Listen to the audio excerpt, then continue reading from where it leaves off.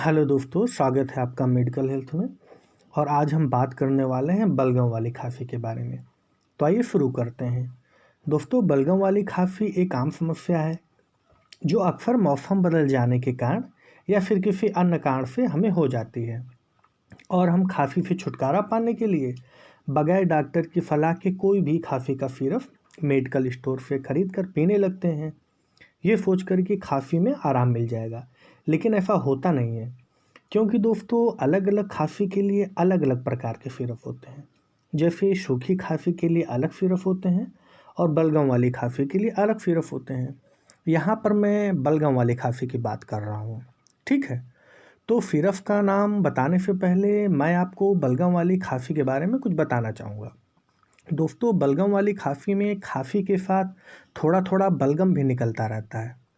जैसे कि ब्रोंकाइटिस में रोगी के छाती में दर्द नहीं होता है, पर फिर उसका थोड़ा सा भारी रहता है और शरीर में हल्की सुस्ती रहती है।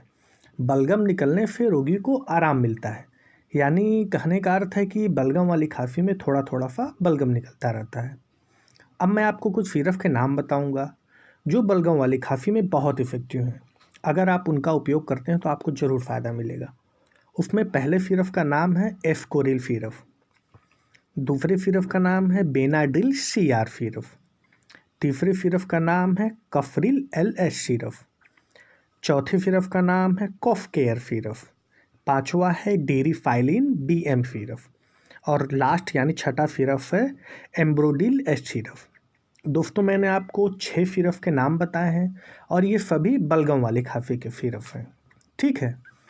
इनमें से किसी एक सिरप को आप परचेज कर लें और दिन में 3 बार पिएं, आपको आराम ज़रूर मिलेगा। और हाँ, एक ज़रूरी बात कहना चाहूँगा कि जो मैंने आपको डोज बताया है, ये जो सिरप के नाम बताए मैंने, डोज बताया दिन में 3 बार, ये एडल्ट डोज है, ये बच्चों का डोज नहीं है, तो इसे एडल्ट यूज करेंगे, ठीक है।